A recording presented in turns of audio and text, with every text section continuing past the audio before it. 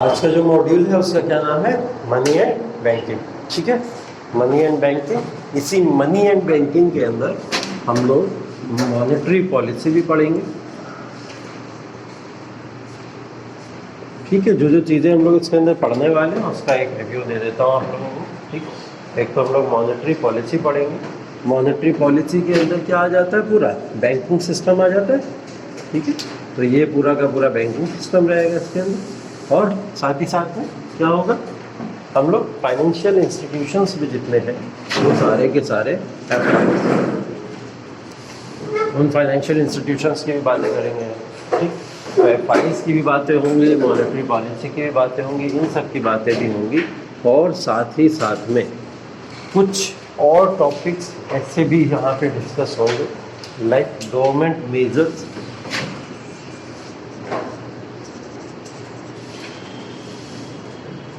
और साथ साथ में आरबीआई के मेजर्स भी यहाँ पे साथ में चलेंगे, पैरेलल चलेंगे। मतलब गवर्नमेंट क्या मेजर्स लेती है, आरबीआई क्या मेजर्स लेती है, उन तमाम मेजर्स को भी हम लोग मनी एंड बैंकिंग के चैप्टर में चेकआउट करने वाले हैं। बेसिकली ये चैप्टर टोटली डिपेंडेंट होगा बैंक के ऊपर, ज़्यादा से ज़्यादा बैंकिंग सेक्टर पे होगा, लेकिन कुछ हमको गवर्नमेंट रिफॉर्म्स देखने को मिलेंगे, कुछ कमेटीज़ देखने को मिलेंगी। उन कमेटीज़ के बदले हम लोग को यहाँ पे कुछ गवर्नमेंट मेजर्स भी देखने हैं। ठीक है, इसलिए यहाँ पे गवर्नमेंट मेजर्स को मेंशन किया जा रहा है। तो इस चैप्टर में बेसिकली ये तमाम चीज़ें आपको यहाँ पे देखने की मिलेंगी। ठीक है, तो मनी एंड बैंकिंग को इन तमाम सेक्शंस के साथ में शुरू करते हैं, जिसमें सबसे पहले जो हमारे पास में है वो है मनी एंड बैंकिंग की बेसिक डेफिनेशन। देख लीजिए आप लोग, समझ लीजिए कि what is money, what is banking, वो वाला सेक्शन समझ लेते हैं। ठीक है, कि यहाँ पे जो मनी बात हो रही है, रुपए की बात हो रही है या करेंसी की बात हो रही है, किसकी बातें हो रही है, मनी के फॉर्म में बातें हो किसकी रही है। ठीक है, ये बैंकिंग सिस्टम है, तो बैंकिंग सिस्टम में किसकी बातें हो रही है, इसका एक बेसिक आइडिया तो आप लोगों ने ले लिया था जब रेट्स वगैरह पढ़ाए थे। मैंने आपको बहुत सारे ओपन मार्केट ऑपरेशंस पढ़ाए थे, उसके अंदर आप लोगों ने वो ले लिया। लेकिन देखिए अभी क्या करना है, हम लोगों को थोड़ा सा मनी के बारे में समझना है। मनी वो फैक्टर होता है इकोनॉमी के अंदर कि जिसकी वजह से मार्केट रन करती है। ठीक है, मार्केट रन अगर किसी की वजह से करती है तो वो कौन सी चीज़ है? मनी है। और इसी मनी को कंट्रोल करने के लिए एक सेक्टर ऑफ द इकोनॉमी बनाया गया जिसको बैंक बोला जाता है। बैंक क्या करता है? इसी के ट्रांजैक्शंस करता है, इसी को तो कंट्रोल करता है। तो किसी एक टूल को कंट्रोल करने के लिए मार्केट के अंदर हमने एक सिस्टम को इस्टेब्लिश कर दिया, वही सिस्टम बैंकिंग सिस्टम बन गया। ठीक है, वो क्या करता है? मनी या पैसे का या रुपए का जो आदान प्रदान होता है जनता से सरकार के बीच में, और सरकार से जनता के बीच में, या आरबीआई से बैंकों के साथ में, या बैंकों का आरबीआई के साथ में, या तमाम बैंकों का जनता के साथ में, ये तमाम ट्रांजैक्शन करने वाले बैंकिंग सिस्टम ही है पूरे के पूरे। तो ये बैंकिंग सिस्टम जो होता है वो इसी मनी के इर्द गिर्द घूमने वाला एक ऐसा इंस्टीट्यूशन है। ठीक है, तो ये मनी या रुपया, इसकी जब हम लोग बात करते हैं तो इसका एक इतिहास है। इसका इतिहास शुरू होता है बार्टर सिस्टम से। बार्टर सिस्टम बोलते थे हम लोग वस्तु विनिमय। ठीक है, वस्तु विनिमय को बोला जाता था बार्टर सिस्टम। बार्टर सिस्टम जब सबसे पहले शुरू हुआ था, सबसे पहले यही चीज़ चला करती थी। लोगों के पास पैसे के बदले में किसी भी गुड्स को खरीदने की पावर नहीं हुआ करती थी, रुपए में वो पावर हुआ नहीं करती थी। तो लोग क्या करते थे? गुड्स के बदले गुड्स को एक्सचेंज किया करते थे। ठीक है, एक गुड्स के बदले में, मतलब एक वस्तु के बदले में क्या करते थे? दूसरी वस्तु को यहाँ पे एक्सचेंज किया करते थे। मतलब यहाँ पे अगर वीट है तो वीट के बदले में राइस को एक्सचेंज कर दिया करते थे, ये हुआ करता था। ठीक है, होता ये था एक्चुअल में कि कोई पर्सन वन है, उस पर्सन वन को नीड है वीट की। ठीक है, पर्सन वन को नीड किसकी है? वीट की है। लेकिन उसके पास में है क्या? राइस है। उसके पास में है क्या? राइस है। नीड उसको वीट की है, तो वो क्या करेगा? अपना राइस ले जाएगा और राइस ले जाके क्या करेगा? वीट खरीद लाएगा। ठीक है, तो राइस दे देगा और राइस के बदले में वीट को खरीद लेगा। तो ये होता था वस्तु विनिमय सिस्टम। आज के समय में भी कुछ कुछ जगहों पे ये चीज़ देखने को मिलती है, और ये सब आप लोग ने भी किया होगा अपने बचपन में। जो नारियल खरीदा करते थे आप लोग, या ठेले वालों से जा जाके लोहा दे दे के कुछ खरीद लेते थे। कभी आइसक्रीम खरीद लेते थे, कभी क्या खरीद लेते थे, कभी हम लोग चना खरीद लेते थे, या कभी नारियल खरीद लेते थे। ये हम लोग ने भी किया, सब ने किया। तो ये सब वस्तु विनिमय होता है। ठीक है, कि मतलब आप क्या करते थे? कुछ भी सामान दे के उसके बदले में आपको दूसरा सामान मिल जाता था। तो ये वस्तु विनिमय सिस्टम था। लेकिन इस वस्तु विनिमय सिस्टम में एक प्रॉब्लम आ गई थी। वो प्रॉब्लम थी डबल कोइंसिडेंस ऑफ बॉन्ड्स की।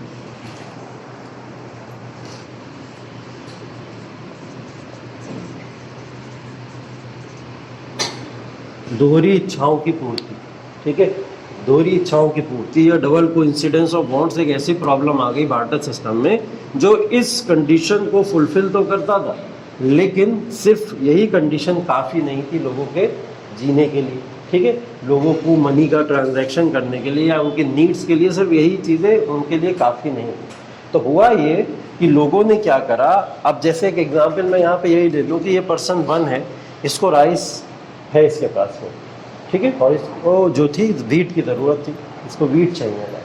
अब ये दूसरे पर्सन के पास में जाए, उसके पास में भी राइस ही मिल जाए, उसके पास में वीट है ही नहीं देने के लिए, तो वो कैसे देगा। तीसरे के पास में जाए, वो भी बोले मेरे पास वीट नहीं है, तो मुझसे राइस ले लो, तो राइस तो इसके पास ऑलरेडी है, राइस देके राइस क्यों लेगा। तो ये प्रॉब्लम आती थी हमेशा वस्तुओं को विनिमय करते समय कि जिस चीज़ के आपके पास में जो भी आपके पास में जो चीज़ उपलब्ध है उस चीज़ के बदले में हमेशा दूसरी चीज़ नहीं मिल पाती, ठीक है। तो ये प्रॉब्लम कहलाती है डबल कोइंसिडेंस ऑफ बॉन्ड्स, मतलब आप जिस चीज़ को चाहते हो वो चीज़ आपको ना मिल पाए, वो होता है डबल कोइंसिडेंस ऑफ बॉन्ड। मतलब दो चीज़ों का आपस में टकराव हो जाए, जैसे राइस के बदले राइस ही मिला जा रहा है, वीट के बदले वीट ही मिलता चला जा रहा है। तो ये प्रॉब्लम हमेशा वस्तु विनिमय सिस्टम में आया करती है या बार्टर सिस्टम में आया करती है, ठीक है। तो लोगों ने क्या करा, बार्टर सिस्टम को हटाया। बार्टर सिस्टम को हटा के लोगों ने क्या करा, कुछ इन्वेंशन आया दिमाग में। हमेशा कहते हैं ना कि जो आपदा होती है वो कहीं ना कहीं अवसर प्रदान करती है। तो यहाँ पे एक आपदा थी लोगों के सामने कि हम क्या करें, हमारी ये तो नीड फुलफिल नहीं हो रही है। तो यहीं से इन्वेंशन हुआ किसका, मनी का। और जब मनी का इन्वेंशन हुआ तो मनी का इन्वेंशन एक बहुत ही, आप पूरे जब से मनी का इन्वेंशन हुआ है तब से लेके अभी तक इसके अंदर बहुत सारे चेंजेस देखोगे। मतलब ये क्या है, ये वो स्टेज है कि एक स्टेज से दूसरे स्टेज पे हमेशा बढ़ता चला जा रहा है, ठीक है। तो मनी के इन्वेंशन के साथ ही साथ में मनी के अंदर कितने चेंजेस हो गए इतने दौरान, इस समय के दौरान, वो सब आप सब ने अपनी आंखों से देखे। जैसे जब इन्वेंशन ऑफ मनी हुआ था तो सबसे पहले हमें सिक्का मिला था, ठीक है। सबसे पहले जब इन्वेंशन ऑफ मनी हुआ, मतलब बार्टर सिस्टम के बाद अगर हम लोग डिपेंडेंट हुए तो किसके ऊपर हुए थे, सिक्के के ऊपर हुए थे। सिक्के को हम लोग ने वैल्यू दी। सिक्के के बाद में हम लोग किसके ऊपर आ गए, जो नोट होते हैं हमारे, नोट होते हैं, हम लोगों ने नोट बनाना शुरू कर दिए, ठीक है। नोट वगैरह जैसे 50 का, 100 का, 150 का, 200 का, उस समय क्या करते थे, 1-1 रुपए के भी नोट चला करते थे और उनकी भी वैल्यू हुआ करती थी, ठीक है। नोट के बाद में क्या हुआ, हाँ, डिजिटल करेंसी हुई। अच्छा, नोट के बाद में लोग जो है ऑनलाइन सिस्टम पे शिफ्ट हो गए। ऑनलाइन सिस्टम का मतलब जैसे इन्होंने बोला डिजिटल। अब डिजिटल होने के साथ साथ में लोगों ने क्या करा, लोगों के पास में ATM होता है, लोगों के पास में फ़ोन पे होता है, ठीक है, या लोगों के पास में जो भी है तमाम तरीके के ऑनलाइन ट्रांजेक्शन्स होते हैं, उसके थ्रू वो लोग मनी को ट्रांसफ़र करने लगे, ठीक है। अब उनको जेब में अपने नोट भी रखने की ज़रूरत नहीं पड़ती है, ठीक। तो इसी पूरे के पूरे ये जो ऑनलाइन सिस्टम डिजिटल ट्रांजैक्शन, इसको बोलते हैं प्लास्टिक मनी। क्या बोला जाता है, प्लास्टिक मनी, ठीक है। ये होती है प्लास्टिक मनी। लोग सिक्के पे थे, सिक्के से नोट पे गए, नोट से किस पे चले गए, प्लास्टिक मनी के ऊपर चले गए। प्लास्टिक मनी भी सीमित नहीं है, लोग इससे भी आगे निकल चुके हैं। बिटकॉइंस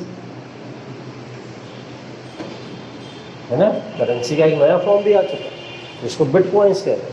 और बिटकॉइंस ही नहीं, लोग बिटकॉइन से भी आगे जा रहे हैं, सिर्फ बिटकॉइन पे भी सीमित नहीं है। जैसे कुछ करेंसीज ऐसी भी हैं, जैसे अभी रिसेंटली फेसबुक ने करेंसी लॉन्च की थी अपनी लिब्रा, ठीक है, एक करेंसी लॉन्च की थी लिब्रा। ये सब वो एडवांस फॉर्म है करेंसीज के कि जिसके अंदर लोग शिफ्ट होते चले जा रहे हैं। अब देख लो, लोगों को 1 रुपया जेब से निकालने की ज़रूरत नहीं पड़ती, वो सिर्फ अपना ऑनलाइन ट्रांजेक्शन्स या इन सब की बदौलत ही पैसे को ट्रांसफ़र कर लिया करते, ठीक है। जब ये बिटकॉइन लॉन्च हुआ था तो लोगों ने उम्मीद नहीं की थी कि बिटकॉइन की कीमतें इतना उछाल मारेंगी, इस लेवल तक पहुंच जाएंगी। आज के समय में बिटकॉइन रखने वाले लोग लखपति करोड़पति हैं, ठीक है। तो ये लेवल है। तो मतलब लोग यहाँ से शुरू हुए और आज के समय में बिटकॉइंस या लिब्रा जैसी करेंसी तक पहुँच चुके हैं, ठीक है। तो ये इवोल्यूशन ऑफ मनी है कि मनी का किस तरीके से इवोल्यूशन हुआ। इस पूरे मनी के इवोल्यूशन के दौरान ये मनी पूरी तरीके से, अगर इस मनी का वैल्यूएशन इसी तरीके से होता रहता और मार्केट में अपने आप स्वतः ही ये मनी आती चली जाती और लोग इसको यूज़ करते चले जाते, तो क्या ये मनी किसी भी फॉर्म में किसी के भी काम आ सकती थी? नहीं आ पाती। इसके लिए एक सिस्टम बनाना ज़रूरी था, एक ऐसी चीज़ बनानी ज़रूरी थी जो इस मनी को कंट्रोल करे, इस मनी को जिसको जितनी ज़रूरत है उन तक उतना पहुंचाए, उसी को बैंकिंग सिस्टम बोला जाता है। ठीक है, इसलिए बैंकिंग सिस्टम ये तमाम सेक्टर्स ऑफ द इकोनॉमी के अंदर ये कुछ चीज़ों को, सर्विस सेक्टर को हमारे डाला गया कि ये जो मनी का ट्रांजैक्शन है, ये मनी का ट्रांजैक्शन लोगों तक किस तरीके से पहुँचे, उनकी ज़रूरतें, उनकी नीड्स के हिसाब से, तो उसको एक डिसिप्लिन वे देने वाला कौन होता है? बैंकिंग सेक्टर्स होते हैं। ठीक है, तो ये मनी वाला खेल है पूरा का पूरा। एक चैप्टर में आप लोग मनी, रोकड़ा सिस्टम, यही सब पढ़ते रहो। ठीक, अब देखिए हम लोग ने एक चैप्टर पढ़ लिया इन्फ्लेशन, पता है आप लोग को, महंगाई के बारे में आप लोग को सबको पता है। अब महंगाई वाली जब बात आ रही है तो महंगाई वाली बात के अंदर हम लोग ने ये देखा था कि मार्केट के अंदर अगर महंगाई बढ़ती है तो ये उसके लिए जिम्मेदार मनी होती है, पैसा ही जिम्मेदार होता है, नहीं तो होता है। मनी की मात्रा ज़्यादा हो जाए इकोनॉमी के अंदर तो इन्फ्लेशन बढ़ जाता है, मनी की मात्रा को कम कर दो तो क्या होता है? डिफ्लेशन आ जाता है, महंगाई कम हो जाती है। ठीक है, तो ऐसे ही कुछ होता है। अभी क्या होगा, इस चीज़ को दो तरीके से मैं आपको समझाता हूँ। दो कंडीशंस हैं हमारे पास में,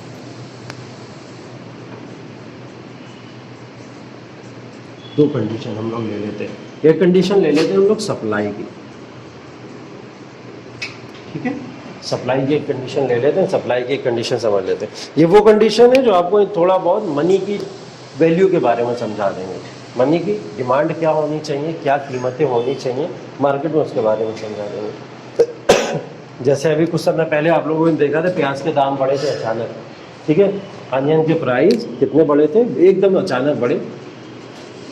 हमने मान लिया 500 रुपये किलो तक प्याज हो गई, ऐसा हुआ नहीं था हालांकि, ठीक है, लेकिन हम मान ले अगर 500 रुपये किलो तक प्याज हो जाए, ठीक, यहाँ पे 500 रुपये किलो की प्याज हो जाए। 500 रुपये किलो की प्याज होने के पीछे कारण क्या था? कोई कारण पता है किसी को? प्याज इतनी महंगी होती चली जा रही थी, इसके पीछे कारण क्या था? होर्डिंग की वजह से हो रही थी। चलो एक अलग हो गया रीज़न। और अच्छा, प्रोडक्शन कम हुआ होगा उसका, उस वजह से। अच्छा, और हम लोग इंपोर्ट नहीं किए होंगे उसको, तो हमारे यहाँ भी प्याज कम थोड़ी होती है जो हम इंपोर्ट करेंगे। फसल ख़राब हुई होगी, वही प्रोडक्शन जो इन्होंने बोला। और क्या हुआ होगा?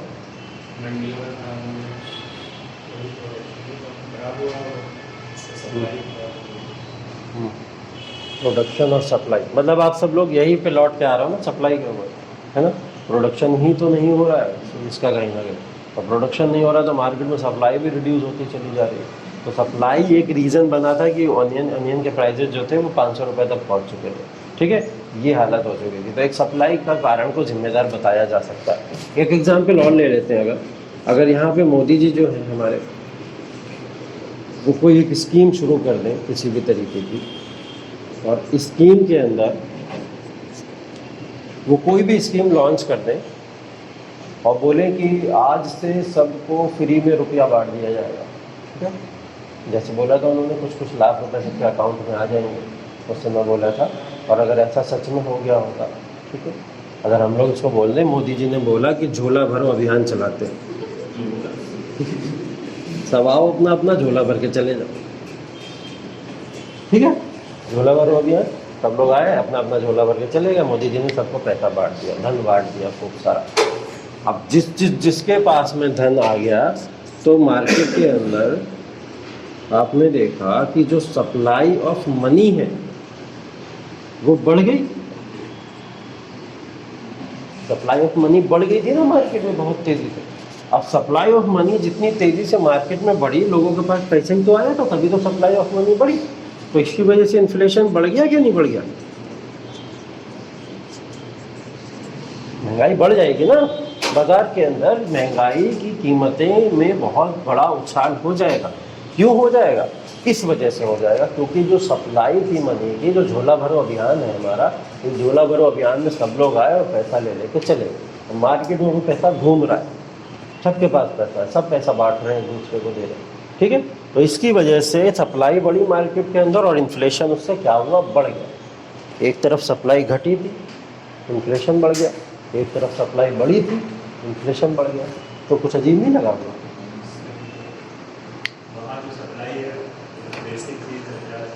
हम्म, रूट्स के ऊपर है, हम्म, यहाँ मनी की सप्लाई बढ़ रही है। हाँ, और मैंने, आपने हाँ, सेक्शन बनाया है ड्रास्टिकली चेंज इन सप्लाई बढ़ रहा है, लेकिन हाँ, इन्फ्लेशन में हाँ, एग्जैक्टली। यहाँ पे ये है जो ये कोई कंडीशन हमेशा वाली तो होती नहीं है। ये हमको पता है कभी डिज़ास्टर आ गया, कभी कोई नेचुरल कैलेमिटीज़ आ जाती है, या कभी किसी भी तरीके की कोई भी ऐसी स्पेशल सिचुएशन आ जाए जिसके अंदर अचानक से ऐसा कुछ हो जाए, तब जाके ये सप्लाई रिड्यूस होती है और इन्फ्लेशन बढ़ता है। वो एक्सेप्शन होते हैं हमेशा, ये होती है नॉर्मल कंडीशन, ये होती है नॉर्मल कंडीशन। यहाँ पे ऐसा हुआ ही करता है कि मार्केट के अंदर जैसे ही सप्लाई बढ़ना शुरू होती है, वैसे ही क्या होता है मार्केट के अंदर लोगों के पास में इन्फ्लेशन बढ़ना शुरू हो जाता है। तो आपने देखा कि किस तरीके से हमने जैसे ही मनी की सप्लाई बढ़ाई, तो मनी की सप्लाई बढ़ाने से इन्फ्लेशन बढ़ गया। एक तो ये तरीका है कि जिससे हम समझ लें कि मनी की सप्लाई, मनी कितना इम्पॉर्टेंट है मार्केट में अर्थव्यवस्था को कंट्रोल करने के लिए। तो अगर मनी की सप्लाई गलती से भी बढ़ा दोगे तो मार्केट में इन्फ्लेशन बहुत तेज़ी से हो जाएगा। दूसरी कंडीशन लेता हूँ मैं, मनी की सप्लाई को रिड्यूस करना।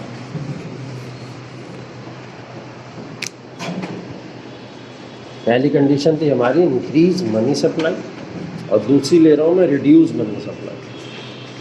दूसरी में मैं मनी सप्लाई को रिड्यूस करना चाह रहा हूँ। ठीक है, अब रिड्यूस कैसे करा जाएगा मनी सप्लाई को? आरबीआई पता है आप लोगों को? आरबीआई पता है, सबको पता है आरबीआई का।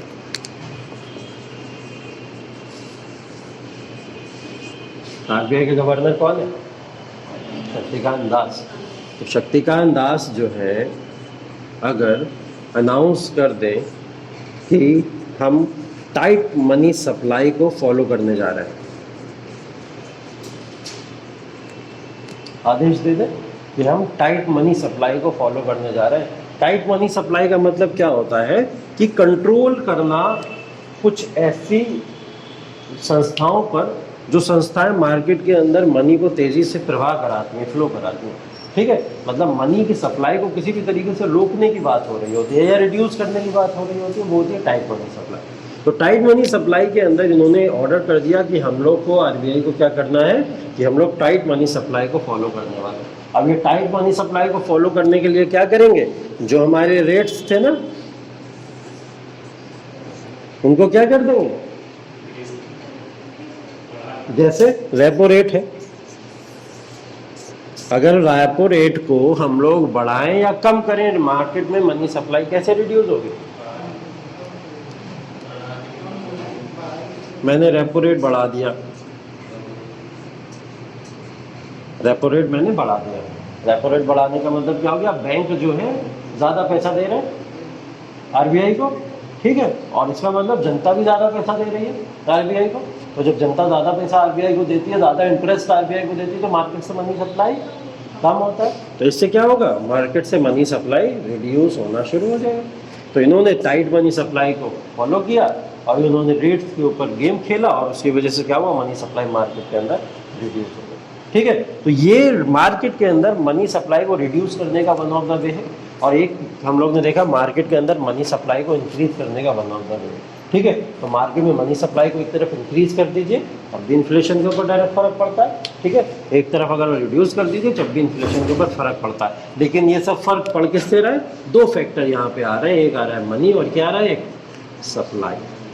तो मनी और सप्लाई का गेम है पूरा का पूरा मार्केट के अंदर। तो आरबीआई या गवर्नमेंट जो भी संस्थाएं हैं वो इन चीज़ों को बहुत ध्यान में रखते हुए इन सारे एक्शंस को लेते हैं। ठीक है, और यही मनी वाला चैप्टर आप लोग पढ़। ठीक, चलो।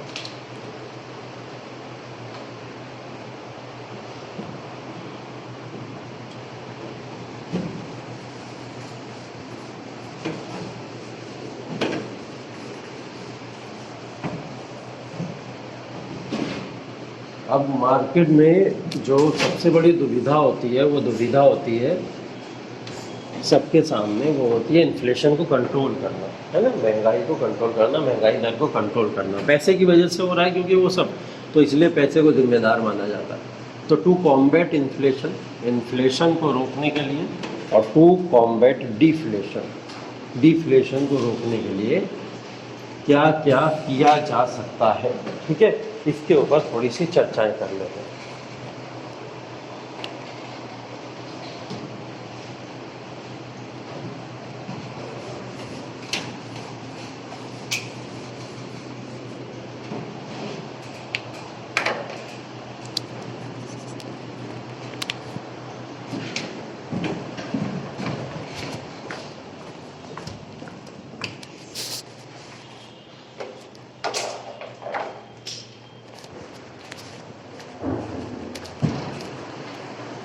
ठीक है, तो सबसे पहले क्या किया जाएगा, कॉम्बैट इन्फ्लेशन, महंगाई दर को कैसे कम करेंगे। महंगाई को कम करने के लिए हमारे पास में आरबीआई, ठीक है, जैसे आरबीआई है हमारे पास में, आरबीआई इन्फ्लेशन को ख़त्म करने के लिए या कंट्रोल करने के लिए क्या करेगा, सबसे पहली चीज़ तो जैसे मैंने बताया टाइट मनी सप्लाई, ये टाइट मनी सप्लाई के कॉन्सेप्ट को अपना लेगा। ठीक है, टाइट मनी सप्लाई को ये भी बोला जाता है रिड्यूस मनी सप्लाई, मार्केट से मनी सप्लाई को रिड्यूस ही तो करना है इनको, ठीक है, या फिर बोला जाता है इसको डियर मनी सप्लाई। डियर का मतलब होता है कीमती, ठीक है, कीमती होता है। तो reduce money supply, tight money supply, dear money supply, आप मार्केट के अंदर महंगाई को ख़त्म करने के लिए इनमें से कोई से भी साधन को अपना सकते हैं। ठीक है, ये क्या होता है, यही आरबीआई की मॉनेटरी पॉलिसी कहलाती है। क्या कहलाती है, आरबीआई की मौद्रिक नीति क्या कहलाती है, यही कहलाती है जिस कॉन्सेप्ट की हम लोग यहाँ पे बात कर रहे हैं।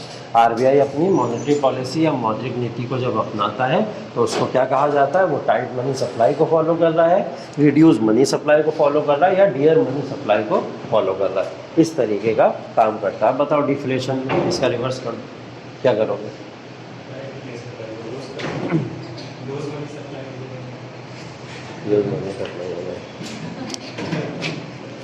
टाइट मनी सप्लाई का हो जाएगा यहाँ पे इजी मनी सप्लाई,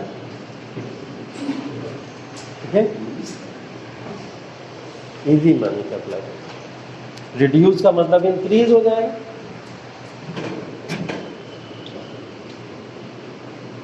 रिड्यूस का मतलब इंक्रीज मनी सप्लाई होगा, और डियर मनी सप्लाई के बदले हो जाएगा यहाँ पे चीप मनी सप्लाई। ठीक है, चीप मनी सप्लाई।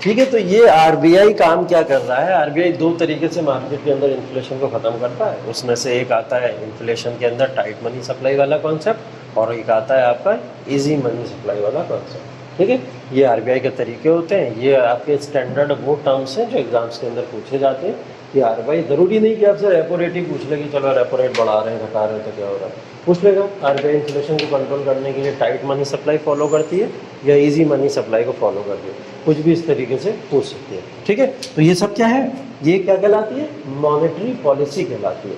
अब इस मॉनेटरी पॉलिसी को सिर्फ और सिर्फ इतना ही थोड़ी है कि monetary policy tight money supply को मॉनेटरी पॉलिसी कहते हैं। मॉनेटरी पॉलिसी के कुछ इंस्ट्रूमेंट्स होते हैं,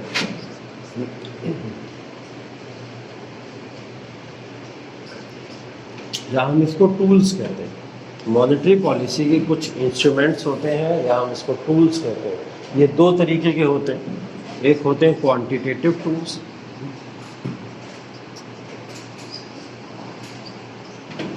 और एक होते हैं क्वालिटेटिव टूल्स। ठीक है, क्वांटिटेटिव टूल्स और क्वालिटेटिव टूल्स दो तरीके के इसके अंदर टूल्स होते हैं जिसको हम लोग यहाँ पे पढ़ने वाले हैं। ठीक है,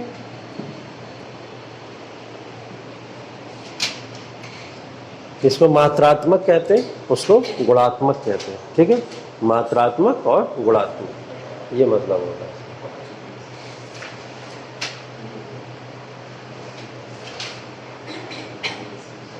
क्या ढूंढ रहा, हो गया, क्या हो गया, ये पढ़ चुके हो, मैंने पढ़ा है, अपने आप पढ़ रहे हैं। अरे वाह, बहुत बढ़िया। बताओ फिर क्वांटिटेटिव टूल्स क्या है। अब देख के क्यों बता रहा हूँ, पढ़ चुके हो तो देख के क्यों बता रहे हैं।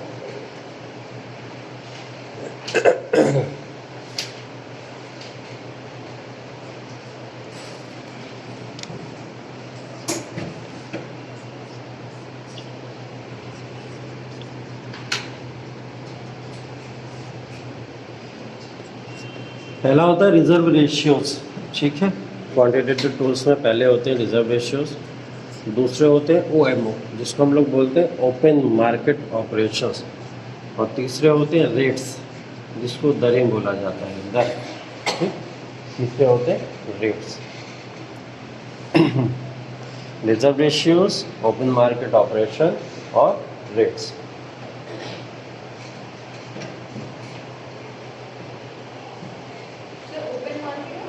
Operations, open market operations.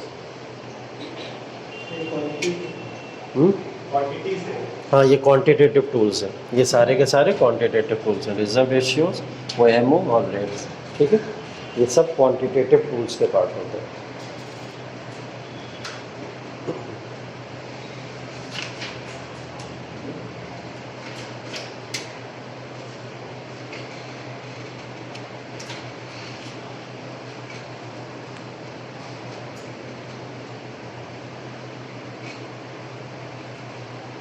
ठीक है, चलो ये बता देते हैं पहले आपको। देखिए, रिजर्व रेशियोज वो कहलाते हैं आपके, जो रिजर्व रेशियोज CRR और SLR का पार्ट बनते हैं। ठीक है, रिजर्व रेशियोज किसको बोला जाता है? CRR और SLR। CRR क्या होता है आपका? Cash reserve ratio. और SLR क्या होता है आपका? Statutory liquidity ratio. ठीक है, ये दोनों आपके रिजर्व रेशियोज का पार्ट बनते हैं। इनके बारे में बता चुके हैं, हमने टूल्स के बारे में बात की थी, तो इनका डिस्कशन कर लिया था। एक बार फिर से हम लोग इसके बारे में पढ़ लेंगे अभी जब डिटेल के अंदर चलेंगे। ठीक है, तो ये रिजर्व रेशियोज होते हैं जिसके अंदर CRR और SLR को या यहाँ पे मॉनेटरी पॉलिसी के थ्रू हैंडल किया जाता है। ये कौन सा टूल है? ये आपका क्वांटिटेटिव टूल्स का पार्ट बनता है। ठीक है, उसके बाद में open market operation. Open market operation का मतलब मार्केट के अंदर ओपनली क्या हो रहा है? ऑपरेशन हो रहा है। ठीक है, ये तो बस इतनी सी बात है? क्या पढ़ोगे इसके अंदर? यही है, ओपन के अंदर मार्केट के अंदर ओपनली ऑपरेशन हो रहा है। ठीक, यहाँ पे ऑपरेशन किसी डॉक्टर के द्वारा नहीं किया जा रहा। ठीक है, यहाँ पे ऑपरेशन RBI के द्वारा किया जा रहा है। RBI कर रहा है यहाँ पे ऑपरेशन। अब जब RBI ऑपरेशन करता है किसी भी बीमारी का, तो वो किसी टूल्स को यूज़ करते हुए करता है। ठीक है, डॉक्टर भी टूल्स यूज़ करते हैं, लेकिन वो फिजिकल या इक्विपमेंट के तौर पे यूज़ करते हैं। यहाँ पे RBI क्या करता है? RBI बैठे बैठे सिर्फ और सिर्फ यहाँ वाला टूल यूज़ करता है। वो क्या करता है? यहाँ ओपन मार्केट ऑपरेशन के अंदर वो गवर्नमेंट सिक्योरिटीज़ जो भी हमारी होती हैं, जो हमारे बॉन्ड्स होते हैं, जो सरकार बोरो करती है या सरकार उधारी लेती है किसी भी तरीके की, वो सब किसका पार्ट बन जाते हैं? ओपन मार्केट ऑपरेशन का। इन सब के ऊपर कंट्रोल करने वाला काम इसी का तो है, RBI का। जैसे गवर्नमेंट ने बोरोइंग्स की, RBI ने कुछ इश्यूज करे, बॉन्ड्स वगैरह या जो भी हैं सिक्योरिटीज़, गवर्नमेंट सिक्योरिटीज़, आप जिनको जी सिक्योरिटीज़ का नाम देते, ये सब क्या है? ओपन मार्केट ऑपरेशन की तरह काम करते हैं। तो मार्केट के अंदर लिक्विडिटी के फ्लो के लिए या लिक्विडिटी के कंट्रोल करने के लिए ये सब चीज़ें भी होती हैं। जैसे गवर्नमेंट बोरो कर ले, किसी से उधारी ले ले, तो उधारी लेने के बाद में मार्केट के अंदर क्या होता है? पैसा बढ़ जाएगा या घट जाएगा? है, ये डिपेंड करता है ना बोरो किससे किया है। अगर फॉरेन गवर्नमेंट से बोरो करके लेके आई है तो मार्केट में पैसा बढ़ जाएगा ना, बढ़ जाएगा। अपने यहाँ ही RBI से ले लिया तो रिड्यूस हो जाएगी फिर वहाँ पे। तो ये तरीके होते हैं, तो डिपेंड करता है कि कहाँ से बोरो किया। रेट्स के अंदर आप लोग पढ़ चुके हैं सारे के सारे रेट, जैसे repo rate, reverse repo rate, bank rate, ठीक है, बेस रेट, ये तमाम चीज़ें रेट्स का पार्ट होते हैं। ठीक है, ये सब रेट्स बनते हैं, तो ये सारे के सारे रेट्स होते हैं। इसके अलावा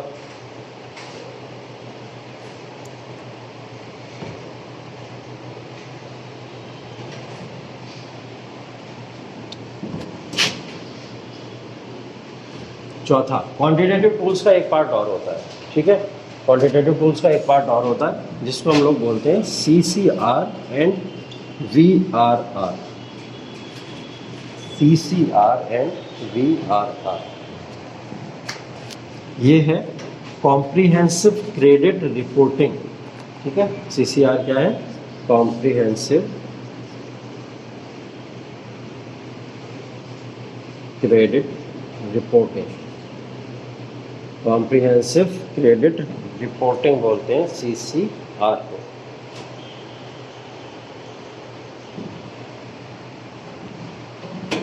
VRR को बोलते हैं वॉलेंटरी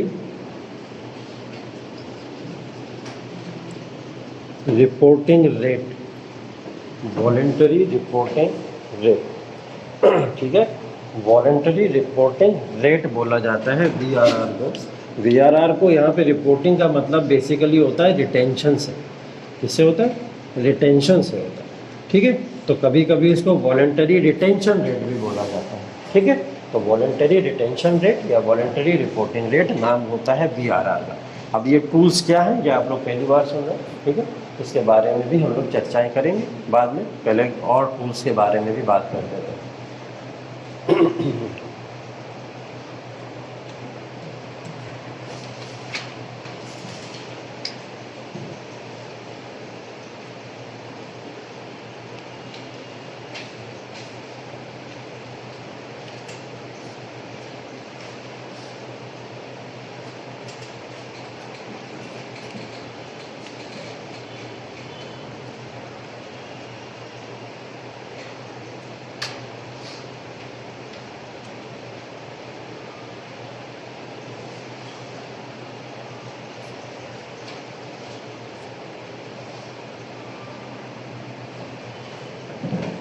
क्वालिटेटिव टूल्स देखिए, इसमें पहला होता है मार्जिन कहते हैं, जिसको हम लोग मार्जिन को एक नाम और भी दिया जाता है LTV। LTV का मतलब होता है लोन टू वैल्यू, ठीक है। LTV का मतलब होता है लोन टू वैल्यू, ठीक। पहला कौन सा होता है? मार्जिन। मार्जिन के अंदर एक नाम और दिया जाता है इसको, लोन टू वैल्यू, ठीक है। दूसरा है कंज्यूमर क्रेडिट कंट्रोल, या CCC बोल सकते हो आप इसको, ठीक है। कंज्यूमर क्रेडिट कंट्रोल, ये दूसरा नाम इसका होता है। इसी कंज्यूमर क्रेडिट कंट्रोल को डाउन पेमेंट भी बोला जाता है। क्या बोला जाता है? डाउन पेमेंट, ठीक। कंज्यूमर क्रेडिट कंट्रोल को डाउन पेमेंट भी बोला जाता है। अब वो डाउन पेमेंट आसान है, आप लोग समझ सकते हो बाद में, ठीक है। तीसरा होता है रेशनिंग बोलते हैं हम लोग। एक रेशियो होता है क्वालिटेटिव, जिसको हम लोग रेशनिंग बोलते हैं। क्या बोलते हैं? रेशनिंग बोलते हैं। एक होता है जिसको हम लोग बोलते हैं मॉरल सुएशन, मॉरल सुएशन, ठीक है। मॉरल सुएशन, यहाँ पे थोड़ी सी नैतिकता की बातें आ जाती हैं, ठीक है। मॉरल सुएशन जिसको हम लोग बोलते हैं। चौथा टूल होता है, पांचवा टूल इसका होता है जिसको हम लोग बोलते हैं डायरेक्ट एक्शन, डायरेक्ट एक्शन, ठीक। डायरेक्ट एक्शन, तो ये क्वांटिटेटिव टूल्स और वो क्वालिटेटिव टूल्स, इन सब की ये है लिस्ट। इन्हीं लिस्ट से इन्फ्लेशन और डिफ्लेशन को कंट्रोल करते हैं RBI, ठीक है।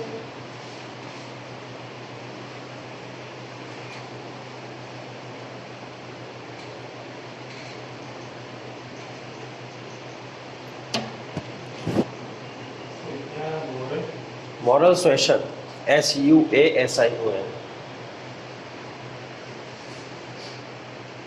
नैतिक दबाव भी कहते हैं इसको।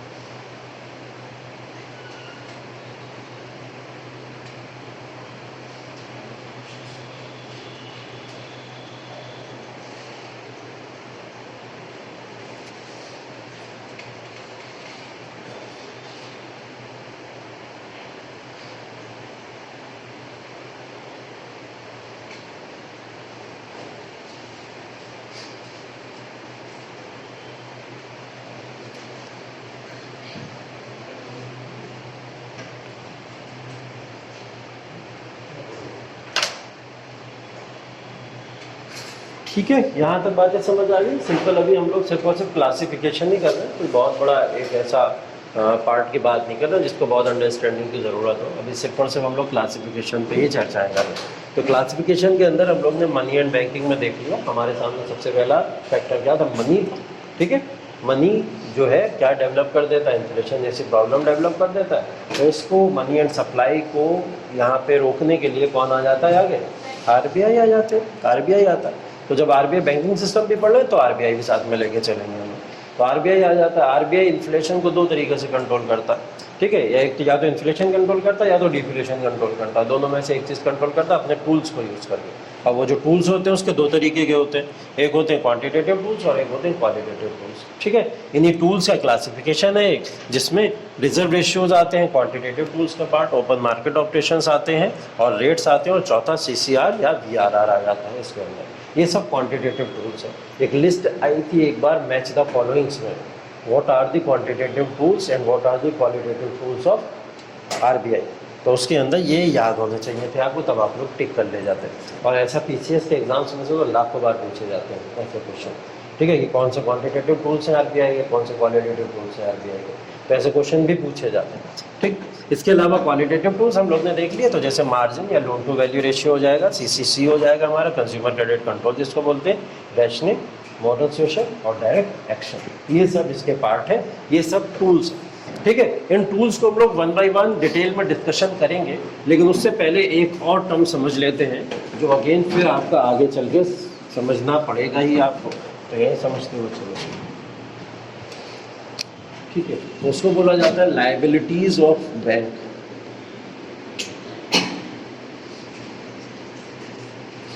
Liabilities of bank,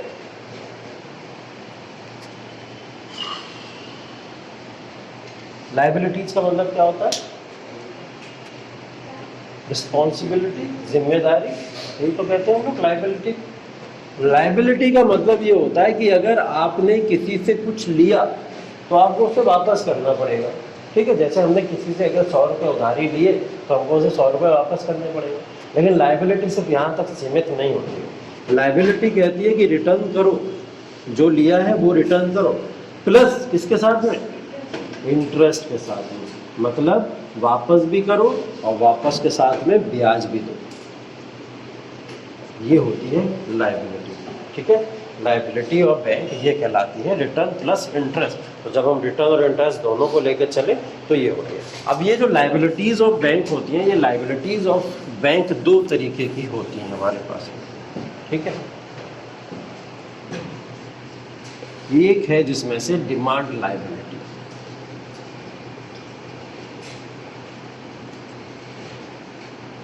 demand liability. ठीक है, और इसी में एक है हमारे पास में time liability. Demand liability and time liability. ठीक है,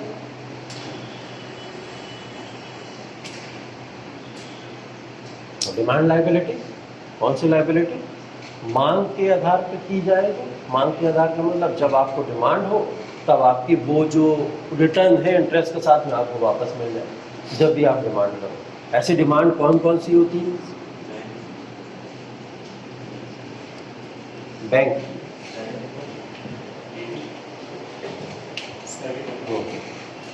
सभी अकाउंट्स।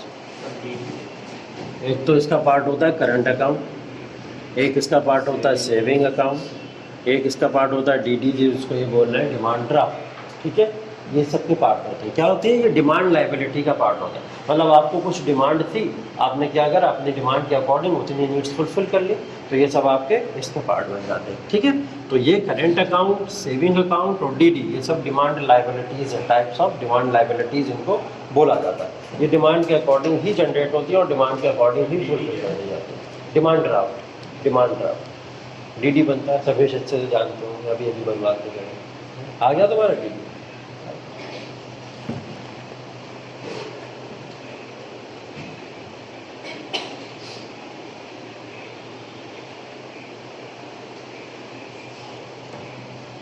टाइम लायबिलिटीज़ क्या होती हैं? जो समय के अनुसार आपको प्रोवाइड की जाए। मतलब समय के अनुसार प्रोवाइड करने का मतलब ये है कि आपने किसी सीमा के लिए उस पैसे को जमा कर दिया, अब वो पैसा आपको उस सीमा को पूरा करने के बाद ही प्राप्त हो। ठीक है, उससे पहले वो प्राप्त ना हो सके। ऐसा एग्जाम्पल क्या होता है? Fixed deposit. फिक्स्ड डिपॉजिट इसी का तो पार्ट है। एक होता है आपका रिकरिंग डिपॉजिट, वो भी इसी का पार्ट है। ठीक है, इसके अंदर फिक्सिंग जैसी कोई चीज़ नहीं होती है, लेकिन ये भी टाइम के आधार पे ही इसकी मैच्योरिटी पूरी होती है। ठीक है, इसमें क्या होता है कि अगर आपको ज़रूरत होती है तो पैसा आपको मिल तो जाता है, लेकिन उसमें बहुत भारी इंटरेस्ट आपका काट लिया जाता है। ऐसा होता है कुछ रिकरिंग डिपॉजिट। लेकिन इसकी भी मैच्योरिटी पीरियड होती है, उस मैच्योरिटी पीरियड के हिसाब से दिया जाता है। एक होता है कैश सर्टिफिकेट। जैसे यहाँ पे डीडी है, उसी तरीके से यहाँ पे टाइम लायबिलिटी में कैश सर्टिफिकेट्स होते हैं। कैश सर्टिफिकेट्स एक्चुअल में यूज़ होते हैं बैंकों के द्वारा सैलरी एडी प्रोवाइड करने के लिए, स्टाफ को प्रोवाइड करने के लिए कुछ ऐसी चीज़ों को यहाँ पे कैश सर्टिफिकेट्स के फॉर्म में यूज़ किया जाता है। ठीक है, तो ये कैश सर्टिफिकेट टाइप के होते हैं। जैसे स्टाफ सिक्योरिटी को भी आप इसके अंदर रख सकते हो। स्टाफ सिक्योरिटी भी वन ऑफ द पार्ट है जो यहाँ पे यूज़ होती है। ठीक है, स्टाफ सिक्योरिटी बैंकिंग के अंदर, बैंकिंग सेक्टर के अंदर कुछ लोग काम कर रहे हैं और वो काम करते समय क्या करते हैं, स्टाफ सिक्योरिटी डिपॉजिट्स करते हैं कुछ सारे। ठीक है, तो वो जो स्टाफ सिक्योरिटी है, हाँ डिपॉजिट, स्टाफ सिक्योरिटी डिपॉजिट जो होते हैं वो सारे के सारे भी टाइम लायबिलिटी का ही पार्ट होते हैं, क्योंकि वो भी एक टाइम पीरियड मैच्योरिटी के बाद में ही आपको मिलेगा पैसा उसका। ठीक है, तो इसलिए ये भी होते हैं। अब डिमांड लायबिलिटीज़ जो होती हैं वो कम होती हैं, कम होती हैं। अगर हम लोग दोनों में कंपैरिजन करें कि सबसे कम क्या है, तो ये कम रहती है, डिमांड लायबिलिटी कम होती है, टाइम लायबिलिटी ज़्यादा होती है, ज़्यादा होती है, क्योंकि यहाँ पे प्रॉफिट ज़्यादा होता है। तो यहाँ प्रॉफिट ज़्यादा होता है, लोग वहीं भागते हैं। ठीक है, तो यहाँ प्रॉफिट होता है इसलिए लोग यहाँ भागते हैं। यहाँ पे क्या होता है, डिमांड लायबिलिटी लेस होती है, तो इस वजह से यहाँ पे इन चीज़ों को करा जाता है। अब बैंक इन सबको मेनटेन करते हैं। ठीक है, तो जब बैंक इन सबको मेंटेन करते हैं तो इसी को तो हम लोग कहते हैं, इसी को तो कहते हैं हम लोग NDTL। इस दोनों को मिला दो, net demand and time liability. ठीक है, तो net demand and time liability यही तो बैंक मेंटेन करते हैं। बैंक क्या मेंटेन करते हैं, इसी को तो मेंटेन करते हैं, जो पैसे या करेंसी के फॉर्म में जो भी चीज़ें वो मेंटेन करके रखते हैं अपने पास में, इसी चीज़ को अपने पास में संभाल के रखते हैं या मेंटेन करके रखते हैं। तो यही कहलाती है आपकी net demand and time liability.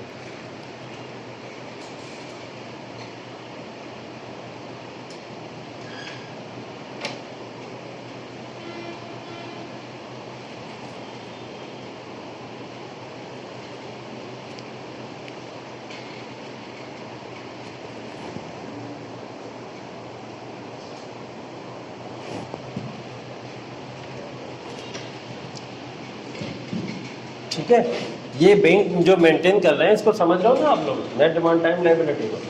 इसको थोड़ा इजी फॉर्म में ऐसे समझ लो कि जितना भी पैसा बैंकों के पास में आके जमा हुआ, ठीक है, हमने मान लिया कि बैंकों के पास में आके डिपॉजिट्स हुआ 100 करोड़ रुपए। कितना डिपॉजिट्स हुआ, 100 करोड़ रुपए डिपॉजिट्स हुआ। बैंकों में लोग जाते हैं डिपॉजिट करने। ठीक है, हम लोग मान लें एक महीने में कितना डिपॉजिट हुआ, 100 करोड़ रुपए डिपॉजिट हुआ।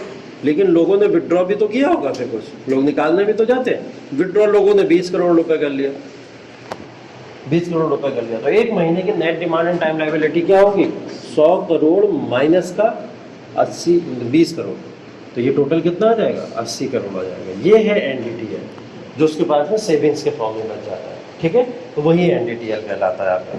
ठीक, सही है। और यहाँ तक और किसी वर्ड में कोई दिक्कत, demand liability, current account, saving account, demand draft, ये तो समझते हैं आप लोग। करंट अकाउंट क्या होता है, करंट अकाउंट बेसिकली जो खोला जाता है वो बिजनेस एंटिटीज़ के द्वारा खोला जाता है। मतलब जो भी बिजनेस एंटिटीज़ होती हैं या खास करके जो बिजनेसमैन या बड़ा व्यवसाय करा करते हैं वो लोग करंट अकाउंट खोलते हैं। करंट अकाउंट में कोई इंटरेस्ट नहीं मिलता है आपको। ठीक है, इंटरेस्ट नहीं मिलता, आप पैसा उसके अंदर डालिए और उतना पैसा निकाल लीजिए, बस इसलिए होता है करंट अकाउंट। क्योंकि करंट अकाउंट के अंदर लो लेवल लिमिट ये सब चीज़ें होती नहीं, मैटर नहीं करती हैं। ऐसे क्या होता है कि हम लोग सेविंग अकाउंट में अपना पैसा जमा करें, उन्होंने बोल दिया 2000 से कम नहीं होने चाहिए पैसे, 3000 से कम नहीं होने चाहिए, उससे कम हुए तो आपके पैसे कटने लगते हैं। तो ये लोग बिलीव ही नहीं करते, ना इंटरेस्ट देने पे ना इंटरेस्ट लेने पे। ठीक है, उन्होंने बोला हमने जितना पैसा जमा कर दिया उतना पैसा हमको वापस दें। ठीक है, तो उस तरीके के अकाउंट जो होते हैं वो करंट अकाउंट्स होते हैं। कुछ तरीके के बैंकों का क्या फ़ायदा होगा, बैंकों की ट्रांजैक्शनल वैल्यू बढ़ती है, ट्रांजैक्शनल कैपेबिलिटी बढ़ती है उसकी। ठीक है, 100 करोड़ रुपए किसी ने बिजनेस एंटिटी ने आके जमा की वहाँ पे, ठीक है, तो बिजनेस एंटिटी क्या करेगी, उन 100 करोड़ को निकालेगी, कहीं और पे लगा देगी, और कहीं और लगाने के बाद में वहाँ से इंटरेस्ट ले लेगी। वो जब लेने आएगा तो 100 करोड़ वापस कर देगी, इंटरेस्ट वाला तो बचाएगा। ये फायदा होता है, समझ आई ना बात, यहाँ से फ़ायदा उठाते हैं। सेविंग अकाउंट क्या होते हैं, ये वाले तो कॉन्सेप्ट आज के समय में बैंक नहीं लोकल लोग करते हैं, आपको पता है। लोग क्या करते हैं, लोग क्या करते हैं, अपनी अपनी एक कंपनी फर्म बना लेते हैं। फर्म क्या, कंपनी क्या, मतलब एक मैं नॉर्मल पर्सन हूँ, मैं क्या करूँ, सिर्फ और सिर्फ एक रजिस्ट्रेशन करा लूँ गवर्नमेंट के साथ में कि मैं क्या करना चाहता हूँ, अपना एक फर्म चलाना चाहता हूँ जिसके अंदर करेंसी का ट्रांजेक्शन होगा, तो वो मेरे को अलाउ कर देंगे कि चाहिए आप चलाइए। अब मैं क्या करूँ, 100 लोगों से पैसे ले कि भाई मुझे 100 रुपये 100 रुपये तुम लोग मेरे पास में जमा करो, और जब तुम लोग को नीड होगी तुम लोग मेरे से पैसे ले लेना, वापस ले लेना। ठीक है। या तुमको कोई भी सामान खरीदना हो, आज के समय में ये चीज़ और ऐड हो गई है कि आपको कोई भी सामान खरीदना हो, कुछ भी सामान खरीदना हो तो मेरे से वो गारंटी लेकर चले जाना और वो इंटरेस्ट पे तुम ले लेना सामान, तुम्हारा इंटरेस्ट इस वाले अकाउंट से कटता रहेगा। तो ये भी आसानी हो गई है लोगों पर। और लोग क्या करते हैं, उस पर्सन के पास में या मेरे पास में आएंगे, सब थोड़ा थोड़ा पैसा जमा करेंगे आगे, तो मैं पैसे को जेब में रख के थोड़ी बैठा रहूँगा। मैं क्या करूँगा, उस जगह तुरंत डिपॉजिट्स कर दूँगा, और डिपॉजिट्स कर दूँगा या कहीं ना कहीं बड़े शेयर में लगा दूँगा, उससे मेरा पैसा बन जाएगा और पैसा बन जाएगा, मेरे प्रॉफिट हो जाएगा। तो लोग मुझसे जब मांगने आएंगे तो मैं उनकी प्रिंसिपल अमाउंट तो वापस करूँगा ना, प्रॉफिट अमाउंट थोड़ी वापस करूँगा, प्रॉफिट तो मेरे ही होगा ना। तो सोचो, ऐसे अगर कोई बंदा 1 लाख रुपए अगर कलेक्ट कर रहा है और 1 लाख रुपए कलेक्ट करने के बाद में अगर 1 लाख वो वापस कर रहा है, तो 1 लाख वापस करने से पहले 50,000 वो अर्न कर चुका है। ठीक है, तो 50,000 की अर्निंग, लोग कुछ नहीं कर रहे हैं, इस समय सिर्फ यही कर रहे हैं। बेरोजगार लोगों का ज़्यादा दिमाग काम करता तो वो लोग ये सब पे दिमाग लगाया करते हैं। ठीक है, कुछ इस तरीके के कॉन्सेप्ट्स होते हैं, ये होता है आज के समय में बहुत normal. Saving account normal account होता है, नॉर्मल अकाउंट जो आप पब्लिक नॉर्मल खुलाती है। तो जैसे हम लोग बात कर लें जिसके अंदर स्टूडेंट्स आ जाते हैं, ठीक है, स्टूडेंट्स के अलावा या फिर नॉर्मल रेजिडेंट जो बड़े बड़े बिजनेसमैन या व्यवसायी नहीं होते, वो सब लोग, जैसे आप, हम लोग, कॉमन लोग, गरीब लोग, सब हम लोग यहाँ पे अकाउंट खुलवाते हैं। ठीक है, तो ये होता है सेविंग अकाउंट। ठीक है, नहीं गरीब लोग तो और गरीबों वाले अकाउंट खुलवा रहे हैं आजकल। कौन सा है वो, प्रधानमंत्री जनधन योजना, ठीक है, वो उसमें भी अकाउंट खुल रहा है। ठीक है, तो वो भी खुल रहा है, 0 पे खुल रहा है वो। ठीक है, अच्छी चीज़ है, बहुत बढ़िया चीज़ है वो, उसकी वजह से हम लोग का डिजिटलाइजेशन बहुत बड़ा है। ठीक, तो सेविंग अकाउंट एक वैसा अकाउंट होता है कि जहाँ पे आप अपना पैसा जमा करते हो सिक्योरिटी के फॉर्म में, और उसके ऊपर क्या मिलता है आपको, ब्याज मिलता है, ब्याज की दर मिलती है। तो ठीक है, और यहाँ पे बैंक कैसे कमाते हैं, यहाँ बैंक तुरंत ऐसे कमाते हैं कि आपका 2,000 से नीचे हुआ, 3,000 से नीचे हुआ तो उसके ऊपर फाइन डालेंगे। साथ साथ में आप ATM यूज़ करते हो, पासबुक यूज़ करते हो, या तमाम चीज़ों को जब यूज़ करते हो तो उसके ऊपर भी हर महीने का या कुछ 6 महीने का एक टैक्स जाता है, तो उसको उस टैक्स के फॉर्म में भी कमा लेते हैं। और ऐसे तमाम तरीके से ये लोग पैसा कमाते हैं। तो ये होता है सेविंग अकाउंट। डिमांड डिपॉजिट्स क्या होते हैं, डिमांड डिपॉजिट्स एक गारंटी होती है बैंक के द्वारा दी गई अपनी पब्लिक को। ठीक है, मतलब आपके पास में जो पैसा है, आप उस पैसे के बदले में एक पेपर ले सकते हो। ठीक है, पेपर के ऊपर क्या होता है, जैसे चेक पेपर होता है उसी तरीके से डिमांड डिपॉजिट का एक पेपर होता है। और उस डिमांड डिपॉजिट में कुछ कंपनीज या इंडस्ट्री या स्कूल, कॉलेजेस, इंस्टीट्यूट्स ऐसे होते हैं जो डायरेक्ट कैश को एक्सेप्ट नहीं करते हैं, क्योंकि उनको क्या करना होता है, डिमांड डिपॉजिट्स में ही पैसे को एक्सेप्ट करना होता है। मतलब डिमांड डिपॉजिट में पैसे को एक्सेप्ट करने से क्या होगा, डिमांड डिपॉजिट को पैसे को एक्सेप्ट करने से ये होता है कि जो आपका करेंसी का वैल्यूएशन है, वो करेंसी का वैल्यूएशन ज़्यादा बढ़ जाता है। इतने DDs उनके पास में है, मतलब बैंकों के साथ में उनका क्या है, एक कॉन्टैक्ट है। उस बैंकों के कॉन्टैक्ट के साथ में अगर 5 करोड़ के उनके पास में DD आ गए, डिमांड ड्राफ्ट कॉलेज के पास में पहुँचेंगे, तो वो 5 करोड़ के अपने पास में लेके थोड़ी बैठेंगे। उन पेज का क्या करेंगे, वो फर्रों का क्या करेंगे, कुछ नहीं करते, वो लोग बैंकों को दे देते हैं। ठीक है, बैंक क्या करते हैं, उन DDs के बदले में, ये जो साइकिल है, इस साइकिल के बीच में आपको पता नहीं चला और उसमें से उन्होंने पैसा कमा लिया।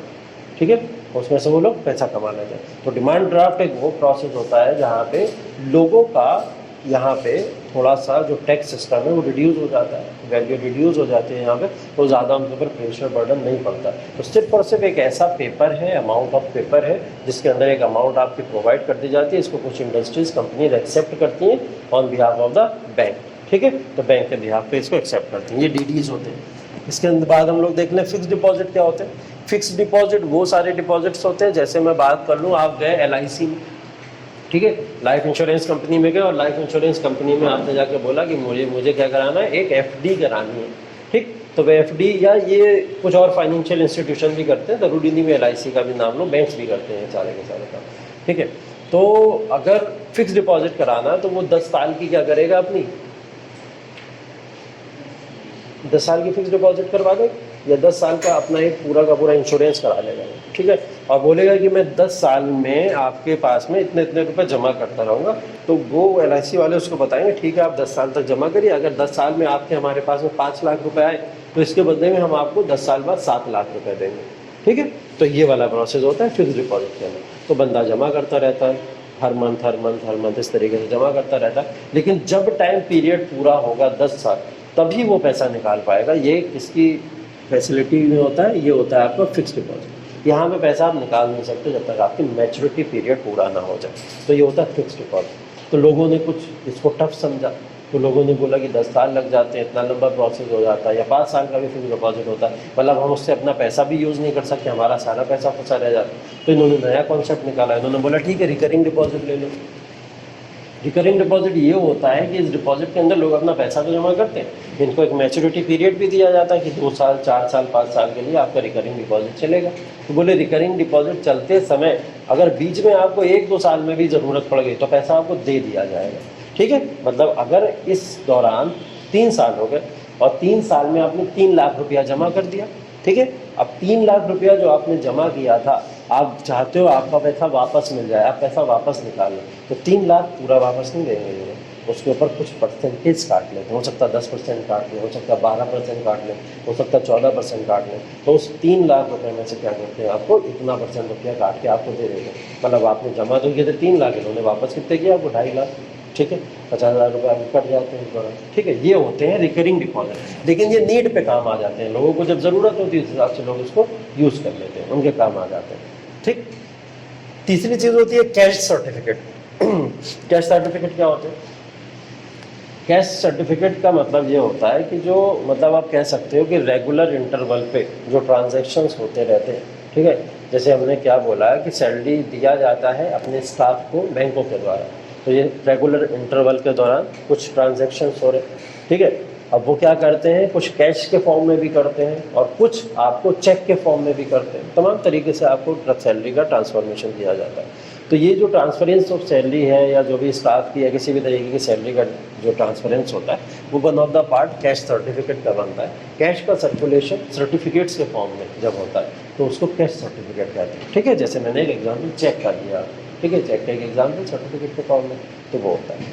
इसके बाद में ये वाला है staff security deposit. Staff security deposit को कुछ इस तरीके से समझो, जैसे कुछ बच्चे बैंक की तैयारी करते हैं, ठीक है, बैंक की प्रिपरेशन करते हैं, बैंक की प्रिपरेशन के दौरान उनका सिलेक्शन हो जाता है बैंक में, किसी भी बैंक में उनका सिलेक्शन हो गया। जब उनका बैंक में सिलेक्शन होता है तो बैंक में सिलेक्शन के दौरान उनके ऊपर एक बॉन्ड किया जाता है। बॉन्ड ये किया जाता है कि अगर आपने 2 साल से पहले हमारे बैंक को छोड़ा तो आपको इसके बदले में इतना पे करना पड़ेगा। होता है, कई सारी कंपनीज भी करती हैं, बैंक भी करते हैं, बैंकिंग सेक्टर भी करते हैं, ठीक है। तो ये होता है स्टाफ सिक्योरिटी डिपॉजिट। अगर स्टाफ अपनी जॉब छोड़ के गया तो उसको कुछ सिक्योरिटी डिपॉजिट्स करने पड़ते हैं इसके बदले में, ठीक है। अगर छोड़ के नहीं गया तो कोई बात नहीं है, कोई पेनल्टी नहीं पड़ेगी, कुछ भी नहीं पड़ेगा। लेकिन अगर वो इससे पहले जॉब को छोड़ के चला गया 2 साल से पहले या 1 साल से पहले, तो क्या होता है उसका, वो पैसा उसका छीन लिया जाता है। कुछ बैंक जो होते हैं वो यहाँ तक बाउंड कर देते हैं कि अगर आपने 1-2 साल से पहले छोड़ा तो आपको 1 लाख की पेनल्टी देनी पड़ेगी, कुछ बोलते हैं 2 लाख की देनी पड़ेगी। तो ऐसे लोग करते भी हैं, कुछ लोग ऐसा किए भी हैं, बहुत सारे लोग ऐसा करते हैं, बैंक में जॉब करते होते हैं और बाउंड होते हैं 2-3 साल के लिए, लेकिन वो लोग कंफर्टेबल फील नहीं करते तो छोड़ के चले जाते हैं बैंक में और उसमें पेनल्टी देते हैं। जैसे खास करके फीमेल्स के साथ में ऐसा होता है। जब भी बैंकिंग सेक्टर में सिलेक्शन होता है तो महिलाओं को ज़रूरी नहीं कि सिटीज़ ही मिल जाए, विलेजेस में भी भेज दिया जाता है, गाँवों में भेज दिया जाता है। और अपना सिटी तो मिलेगा नहीं, अपना गांव तो मिलेगा नहीं, दूसरा सिटी या दूसरा गांव मिल जाता है। जब दूसरा सिटी दूसरा गांव मिलता है तो वहाँ पे उनको बहुत ज़्यादा प्रॉब्लम्स होती हैं, ठीक है। एक छोटा सा गांव, उस गांव के अंदर एक महिला अकेली रहे जाके, ठीक है, और उसके बाद में सिक्योरिटीज़ इश्यूज़ होते हैं, बहुत सारे आने जाने की तमाम प्रॉब्लम्स होती हैं बैंकिंग के अंदर। तो ये वाली प्रॉब्लम्स की वजह से कुछ महिलाएँ क्या होती हैं, उसको छोड़ देती हैं, ठीक है।